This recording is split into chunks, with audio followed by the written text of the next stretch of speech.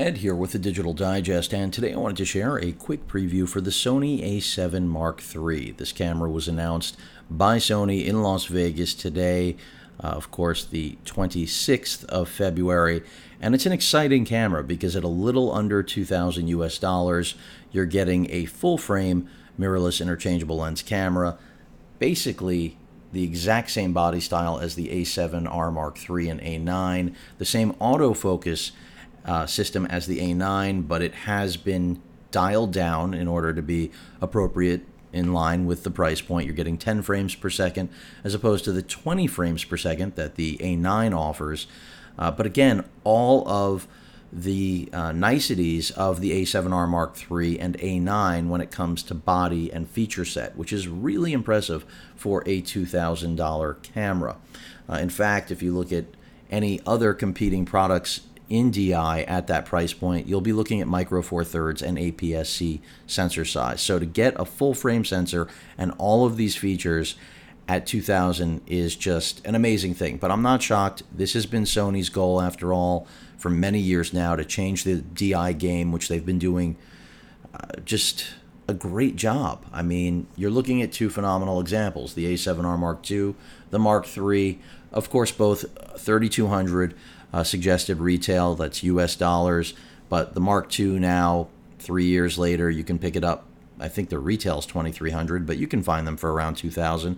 So that'll be an interesting comparison between the A7R Mark II and the A7 III, but that's another day.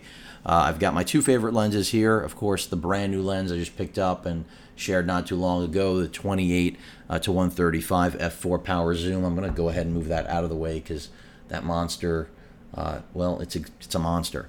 And focus on the A7R Mark III. And the reason I'm focusing on this with, again, my other favorite lens, the f4 Zeiss 16 to 35 FE lens, which to me is just a great value at its price, overall a great performer, is to focus on the body, what we've got here with the A7R Mark III, because this is exactly what pretty much the A7 Mark III is going to look like.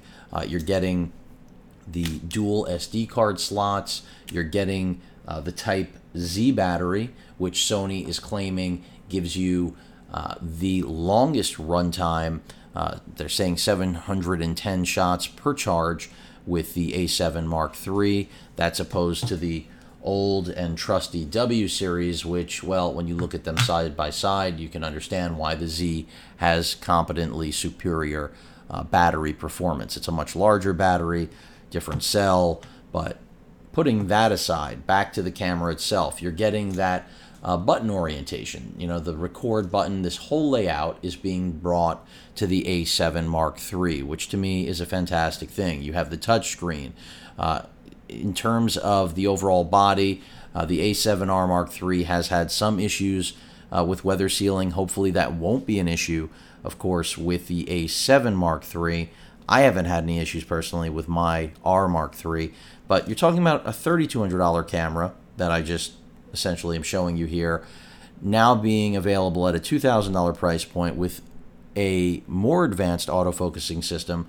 Keep in mind, the phase and contrast detection points, you don't have as many here with the higher megapixel, that's over 40 megapixel A7R Mark III, but with the A7 at 24.2 megapixels, you are getting that exact same, pretty much, as far as I know, exact same system that the A9 sports. 693 points of phase detection.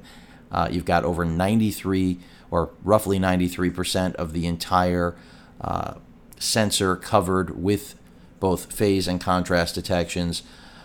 So the only real difference between it and the A9 in terms of that autofocus capability, again, is it caps out at 10 frames per second. You will not get that insane 20 frames per second that the A9 has to offer. But Super 35 in a 4K UHD HDR video, you've got it. You don't have it at 60p, but none of the Sony cameras do. And if I had to make a small guess here, I imagine the A7S Mark III, whenever that thing drops, will likely be the camera that Sony introduces that does sport 4K at 60p. I'm just throwing it out there. I haven't read this. No one from Sony's told me anything. I haven't had the pleasure of spending the last month with the A7 Mark III, like many Sony artisans or just YouTubers that Sony likes.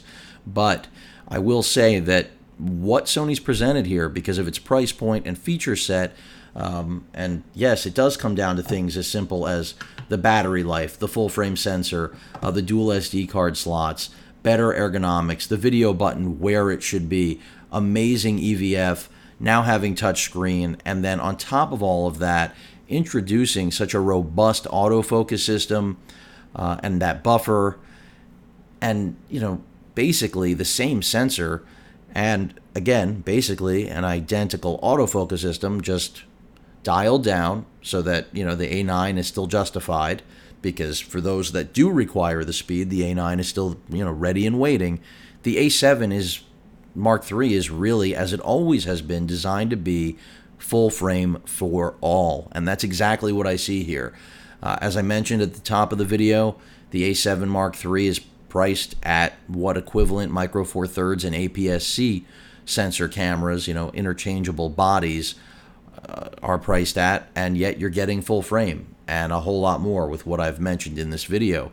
So that makes it very compelling and gives Sony users, as well as, of course, non-Sony users, a reason to have interest in the A7 Mark III. If you already own, an A6500, which was not an inexpensive body, APS-C, not full frame, but still a $1,400 or $1,300 body on any given day, you're going to wonder whether or not the A7 Mark III makes more sense. And if you're a Canon or Nikon user, I think you're going to jump all over the A7 Mark III, because you didn't necessarily need the higher resolution offered by the A7R Mark III, and you didn't necessarily need the speed offered by the A9. So now you have that sweet spot, which is essentially in many ways, again, a perfect camera for a much broader audience. This is not a niche product. This is the camera Sony's been waiting for to release, in my opinion, more so than anything else, because it's bringing all of these competitive features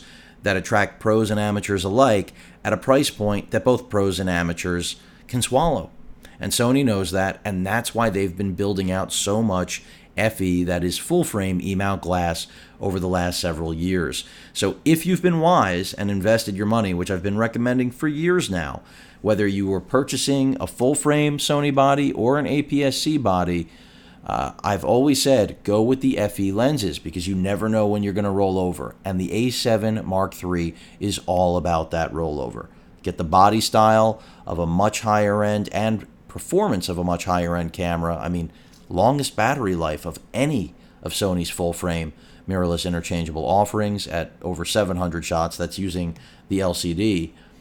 And if you don't miss the extra megapixels of this camera or the extra 10 frames per second of the A9, this is a no-brainer. So for me, I personally still prefer the A7R Mark III, because I do want those extra megapixels. It just gives me more flexibility.